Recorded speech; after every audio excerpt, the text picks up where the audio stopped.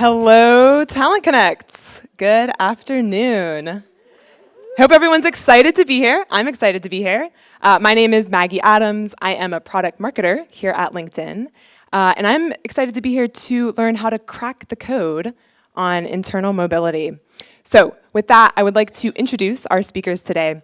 So we have Twila Hansen, Senior Vice President and Chief People Officer at LinkedIn, and Monica Lewis, Senior Director of Product. So with that, let's give them a warm welcome.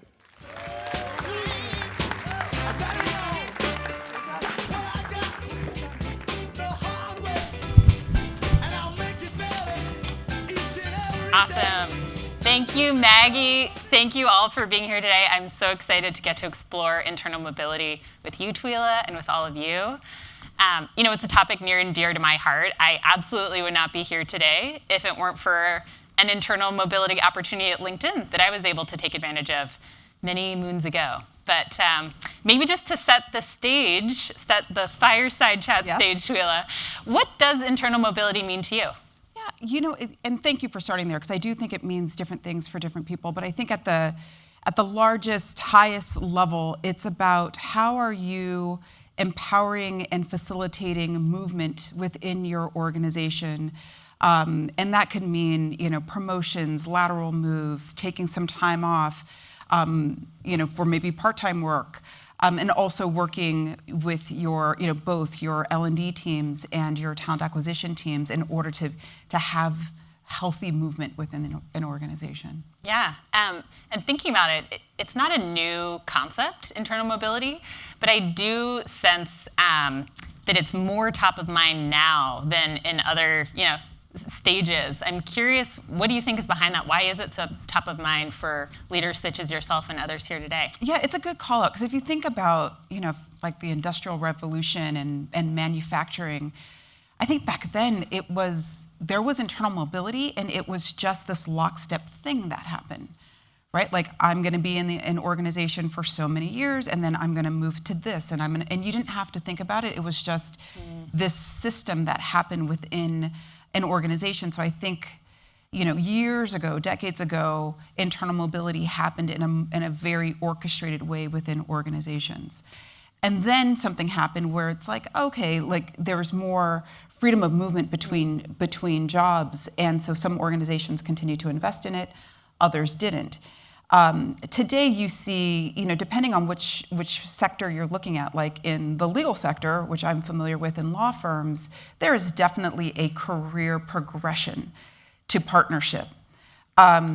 In organizations like Nordstrom or UPS, where it's a very promote from within organization. So you're seeing, hey, you could start off as a sales associate and move your way to become a buyer, move your way to become a store manager, and those paths are very clear. I think there are far and fewer of those organizations today. And I think when you see things happen like the Great Reshuffle, where people are sitting, at their dining room tables with their families and their friends, and they're like, do I really want to spend my time in this role? Is this, the career that I want? And you start to see people look at other industries, other jobs. I think that's when organizations are taking notice of like, wait a minute. We have jobs here that we're trying to fill. And how do we make sure that we're creating a marketplace between the talent that we have in our organization, the roles that we have to fill in this organization, and really make it work? The problem is it's complicated. It's really hard to pull off. Yeah, I can remember, still like it was last week, preparing for that conversation with my manager when I knew, hey, I want to move internally. Even at LinkedIn, a company that literally celebrates transformation, I was so scared. I thought, what if this doesn't work out? Is LinkedIn still going to invest in me? Am I still going to have a role? And it turns out, like, actually that first role didn't quite work out. I'm curious what, the benefits we heard some about earlier today and yesterday around retention and investment, but what do you think it is that makes it so hard? Yeah, so I'll talk about some of the benefits, and I have some data that I'll share. So, it's just interesting from the surveys that were conducted that 93% of HR leaders agree that internal mobility is an important priority. I mean, maybe we could just clap. Do people think internal mobility is an important priority? If you do, I think I hear it. Yeah, that sounds about like 93% of user club. Companies that excel in internal mobility retain employees nearly two times as long as those who struggle. So that means the average span of, for companies that prioritize internal mobility, you're seeing an average retention span of 5.4 years versus 2.9 years for those who don't. And when you you could think about it from an expense perspective, how expensive it is to recruit. Yeah. You could think about it from just the energy that you get from your employees who are able to have internal transformation and like that recommitment to the organization because of that. There's just a lot of goodness there. So I think that you also see that without clear career pathing, particularly among underrepresented groups, it's more of an acute issue around how do you move around? How did that person get that job? What are the skills that I need? So it's really complicated. I think it also starts with traditionally when you're sitting down and you're creating a career architecture with your teams and you're bringing in comp, you're bringing in your HR business partners, you're bringing in talent acquisition, you're bringing in L&D, and you're trying to solve this problem.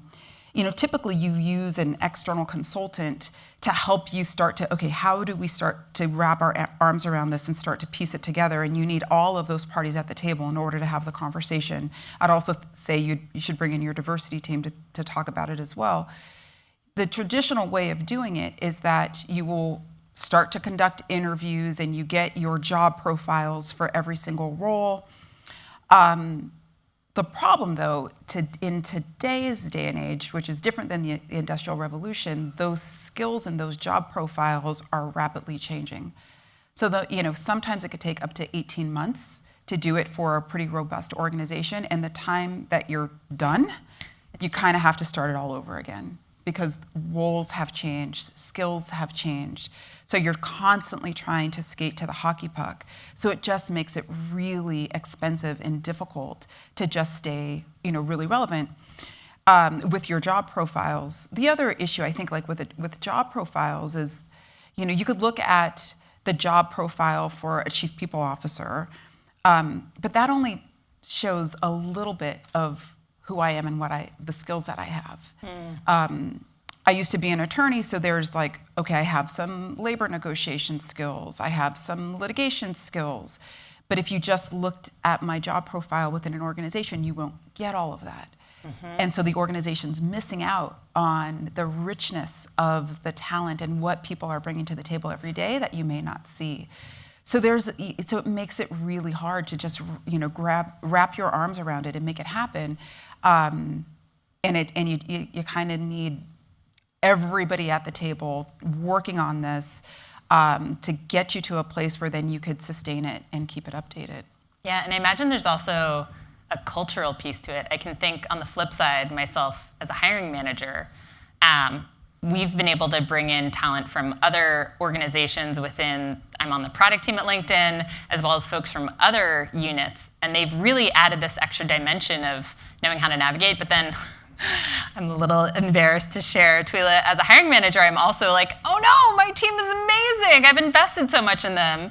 And that fear of, I don't know, setting everyone free. But can you talk a little bit about how at LinkedIn we've tried to overcome some of that cultural component to it, as well as you spoke to, like the processes and other components? Yeah, it's a critical part of it. So I think, if being in it together is a tenet of your culture and your organization, it's a little easier. When you start, when you really have those heart-to-heart conversations and you say, well, would you rather have the person leave the organization than to thrive in the organization? Then you're thinking about, okay, what's the long-term health and impact that this individual can have in the organization, as opposed to, like, I totally get it, because I've been there too. Like, I have something I have to to deliver. And what do you mean this person's going to, activate their career path? But when you do take a step back and you think about all of the goodness that the organization can gain from having robust career paths, it's a no-brainer, but you have to be explicit about that. And I think what's been really helpful for us is that we measure, we have a transformation rate metric that we look at And so it's celebrated. You know, if we're seeing high transformation rates and we're seeing that people are moving and that there are certain functions that are talent exporters, right? That's a good thing. And we talk about it from the perspective of like, wow, you're exporting talent throughout the organization. You're doing us all a favor. So you do have to make that shift and have the right KPIs in place in order to make it all work. Yeah, and I could see it probably also flows back to the talent, because I still remember the first regrettable like resignation from my team. And I was like, why didn't you tell me? You know, we could have job crafted within my team, and I guess building that culture of transformation also makes it easier for the talent to raise their hand and say, like, hey, I do feel, you know, confident and trusted and supported to share what I want longer term and to partner to achieve that. Yeah. So. Yeah, and it's really important because I think it's also just a challenge when it's typically easier to get a job externally than it is internally. When it's normalized in that way, and it's normalized to have a conversation with your manager about where your next role might be, then that manager could actually help and support navigating what typically can be a little murky and opaque process. Yeah, I'm curious, you mentioned a little bit earlier some companies like Nordstrom that are investing in this and doing well. What do you see as the traits of companies or leaders of that company that are effectively you know, working on internal mobility at scale or in pockets where they're seeing success? Yeah, you know, I mean, I think Nordstrom's just been known to be you know, I think because they were a family-owned business, and like the Nordstrom, you know, brothers started off in the stock room and worked their way up, that was sort of a, you know, an approach that they used. I think at UPS, you know, I don't know, I'm sure there's you know, case studies written on this, but with my experience with UPS, they do a lot of rotations to leadership. And like, you know, a former president that I know well at UPS, she started off as a package handler, and then she learned how to drive a truck, and then she went into leadership, and then she went on these various rotations. And so they really double down on the learning and the investment because it's their emerging leader program. I think another company like AT&T, they do it well. And AT&T really focuses on skills and really understanding what are the transferable skills and how do they make, you know, and AT&T is also really comfortable with like, yes, they're putting goodness out into the world when companies recruit from AT&T. So I think there are different philosophies around, you know, when you're large organizations or small organizations, how do you want to make sure that you're either building future leaders, you're building strong talent, you're building like higher levels of engagement and energy to make sure that the good talent stays within your organization. Yeah, and you mentioned earlier this can be, I don't know your exact words, but how it can help cultivate underrepresented talent or diverse talent. Can you speak to, you know, I could see that playing out both ways potentially. How do you think about how internal mobility could be an accelerant for improving diversity, equity, inclusion within a company, or how should folks here think about that? Yeah, it's a great question. So it's, you know, this is just anecdotal based on the organizations that I've worked in, and when I worked in the diversity space in organizations, and you know, I would look at our employee surveys, our exit data, like really trying to figure out why we weren't able to retain talent. And retain diverse talent, and the number one reason was lack of career opportunities and advancement. That was also the number one issue for the organization for why people were leaving. But then when I really drilled down into the data and tried to understand, it was much, much more acute.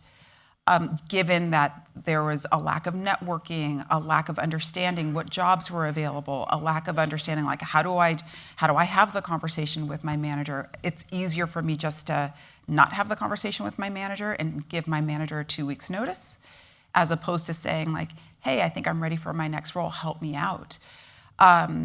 So I believe that if you really focus on career advancement, career pathing, internal mobility, you could solve a lot of your retention issues with companies who are struggling with retaining diverse talent.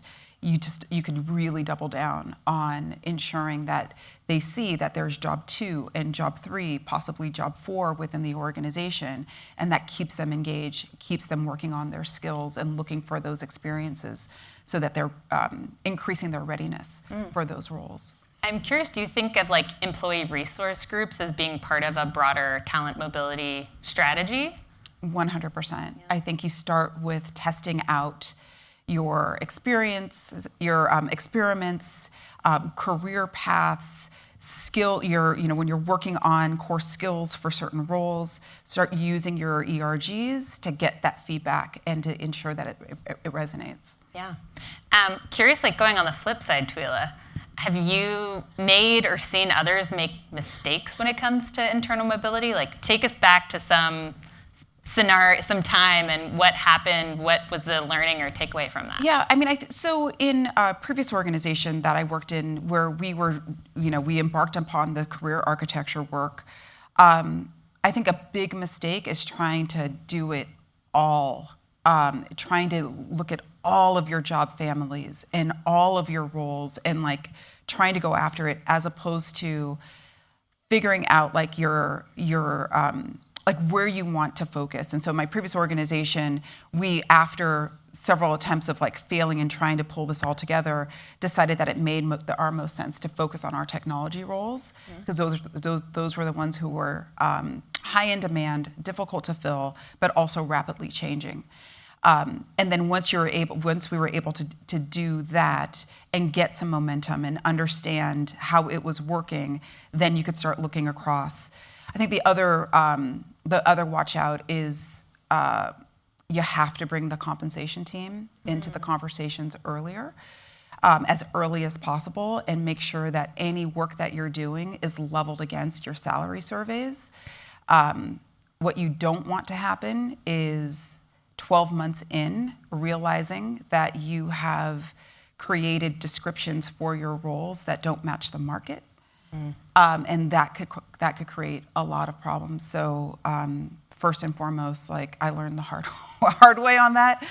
Your comp people are your friends in this, and leveling is important. I think sort of my last tip is it's really interesting when you're looking at I'm going to make this up, like a project manager in one function, and you ask the managers about what are the skills, the knowledge, the abilities for this role, so you could start to really get your head around a job profile. And they're going to say, this is the most difficult, this is the highest level, this is level 4, there are no other project managers in the organization that do this work, and everybody tells you that. Everybody tells you that their project manager is the best, should be paid the highest. So you just have to sort of listen, take the information, and make sure you have a very strong leveling guide to ensure that you could level and at the end of the day make sure that you're paying competitively for these roles. Yeah, I mean, I think one of the things I think about with internal mobility is you've had this amazing opportunity to see the talent in action and observe that skill or potential in a way that through an interview process you maybe can't. And I feel like as a leader, that's enabled us to take bets on people who, they haven't had this exact job title or demonstrated this exact skill in this context, but hey, we know that we're going to get them there and so forth. Absolutely. I'm curious, we've been talking about all the things, and you mentioned one of the mistakes is like trying to boil the ocean. For folks who are here who might be earlier on the journey, what would be ways that you could think they would identify low-hanging fruit or get started? So I'm really excited about conversations around skills, and I think that the traditional way of doing this is, it's a tried and true method, but there's this opportunity, I think, like for a smaller organization to just focus on skills, focus on how you're pricing out skills, and start to use it. Start to use a small skills taxonomy, and start to track over time, like what skills aren't as hot skills in the market anymore. What are the skills that you're beginning to hear people talk about, and start thinking about it from a skills pricing perspective as opposed to the more traditional job architecture, career architecture, because that could feel overwhelming and typically very expensive to use a consultant. So I think getting scrappy on skills is probably kind of the funnest, coolest, quickest way to get your arms around internal mobility. That made me wonder, what have you seen that's surprising? Any like novel approaches or anything that you've learned along the journey that surprised you? I mean, I think right now, there are more and more companies who are doubling down on skills. They're having like skills ontology, understanding, where the hockey puck is moving, with the salary surveys and trying to get there before anybody else. So there's some really cool stuff that's happening right now in skills, and I'm happy that, we're embracing that as well. To put you on the spot, Twila, what's the next skill that you want to learn for yourself, professional or otherwise? I think I want to double down on design thinking. I want to double down on if I had the time, which is what everybody says, but if I had the time, like taking another course, because it's been some years, on human-centered design. I feel like that is such a great skill to have when you're designing programs. Leading with empathy and really trying to understand the problems to be solved, and going really deep in designing programs and going on that journey with the folks that you're trying to solve problems for. And I could see you using that in talent development programs, in diversity, inclusion, equity programs, across the HR employee life cycle. There's a lot of need for human-centered design, so that would be the skill. Cool. How about you, Monica? I was like, oh God, she's gonna ask me. What's my answer? My true answer is like a skill that I've been working on but not had the wherewithal, but the ukulele. Oh, nice. I partly wish that somehow LinkedIn Hawaii, that's the seed that'll plant your mind. But it's just, it's a fun little thing, but I get enough time and then I lose the calluses, but that's my true answer. That's great. I think I just saw on LinkedIn earlier today or yesterday that there was a Hawaiian airline flight and they had free ukulele lessons on the flight. All right. Yeah. Now I know where I need to go. Get a skill while you're flying to Hawaii. To swing, you mentioned earlier, one of the reasons that LinkedIn is making progress and has this thriving internal mobility is metrics and measurement. And I'm curious, who's accountable for internal mobility? Yeah, so I think at the end of the day, it is a shared accountability. I do think that it is something that I talk to our CEO about in regards to what are we doing, the maturity model that we're using. You are seeing a movement, like in my previous organization, we had a head of talent, and our head of talent was responsible for both talent acquisition and talent development, and she was the point person for internal mobility, she and I worked very, very closely. I think there has to be a shared roadmap between TA and L&D, with heavy input from your HRBPs, heavy input from your diversity leaders as well, just to make sure that whatever you're designing is going to solve this particular issue for all of your employees. Yeah, and you touched on this a little bit earlier, but I'm curious if you look across the different business functions or lines of business, do you see areas where there's more of that natural internal mobility happening and others where there's opportunity? I don't know if I necessarily see. I think that in your areas where they're just growth areas, so like in engineering, for example, that those are your areas that you want to dig in, understand what's happening, what are the career paths look like, what's happening with your top talent. If you happen to lose them, where did they go? What title do they now have? What skills were they seeking, and trying to figure out how do you then take that data and replicate it internally. So, typically starting with your tech roles or your engineering roles are a good place to start. Yeah.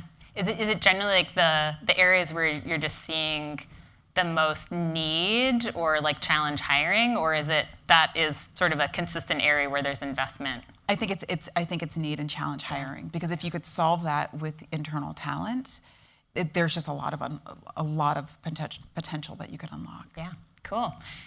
We are coming up on time. We thought we'd try to squeeze in a little time for Q&A, but before that, Twila, we've covered so much ground. What would be, of all the things we talked about, your 2 or 3 takeaways that you'd love to plant the seed with this audience to remember? Yeah, so I think we covered talk to your comp people before you get started. They're the best. It's the best place to start. Make sure that anything that you're designing, that you're thinking about all of your employees. And if you design for your underrepresented employees where this is the most acute issue, all ships will raise, all boats will lift. So make sure that you're getting input there. I think the third thing, yes, and you mentioned it, is like just not boiling the ocean and get laser focused on one particular job family where you think you can make a difference and start there. Yeah, great. Thank you, Twila. You're welcome. Really appreciate it.